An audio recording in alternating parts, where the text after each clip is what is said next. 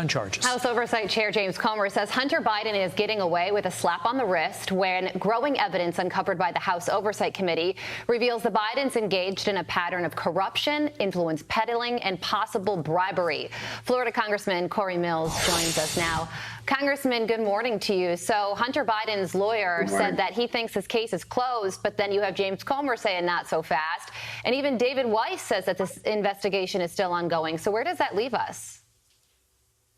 Well, it's really interesting, the precedents that this sets. We know that there are other individuals with very similar gun charges to Hunter Biden who has resulted in years of imprisonment. And meanwhile, we see where this two-tiered justice system that's been developed has really kind of modified that and will actually be probably used as case law, which could lessen the criminality and the punishment for those, because why would I, for example, be charged with a increased crime when it's the exact same as Hunter Biden, who was actually just given a slap on the wrist?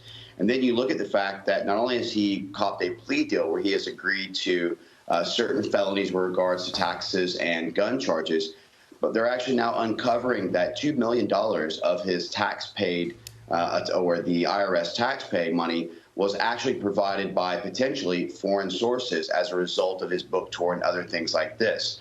So there's a certain level of corruption that James Comer and the Oversight Committee has actually released with regards to Treasury files with the spiderweb of LLCs. But when it comes to that corruption, it's not just Hunter Biden on that. That is the entire Biden crime family. We talk about James, the president's brother. We talk about the president himself.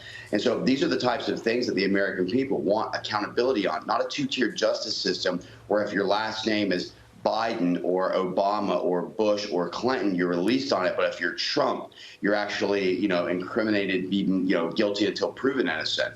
So we want to get back to the rule of law and actually holding people to the same standards. Along those lines, your fellow colleague, Anna Paulina Luna, moving to censure Adam Schiff a second time after a first vote failed. Listen. Censuring Adam Schiff, representative of the 30th Congressional District of California, whereas the allegation that President Donald Trump colluded with Russia to interfere in the 2016 presidential election has been revealed as false by numerous in-depth investigations, including the recent report by special counsel John Durham. Look, Republicans couldn't get their whole group to get together when there was a $16 million fine attached to this. Will Republicans pass the censure this time? Well, I do feel confident that the censure will pass. But again, I agree with Representative Luna by the fact that by the abuse of power and hiding behind classifications as the chairman of the Intelligence Committee, he did actually elaborate something that was not true, and it resulted in $32 million of taxpayers' money being spent on this Russian collusion hoax.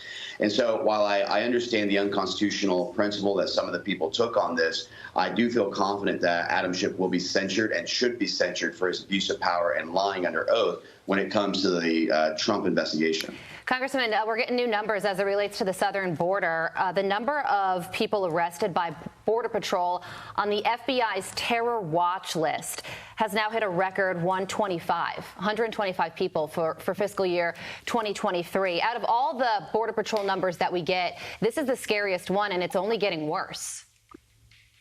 Well, again, it's only getting worse, and yet this is the exact same administration who told us that our borders are not open, even though we continue to hit record highs every month, every quarter, and every year with regards to illegal activity. When it comes to the drug cartels themselves, who in 2018 used to make around $500 million in revenue, which is pretty significant. Now fast forward to 2021 under the Biden administration, and they're at $13 billion as a drug cartel, 40+% of that being in human and child sex trafficking. Again, when you look at the Afghan botched withdrawal, when you look at the border, when you look at the state of the country, when you look at the weakness and the compromised elements with regards to his actions against China, this is why I actually support Representative Boebert's upcoming privilege resolution that would actually look for an impeachment of Joe Biden as a result of multiple failures. Actually ends up happening.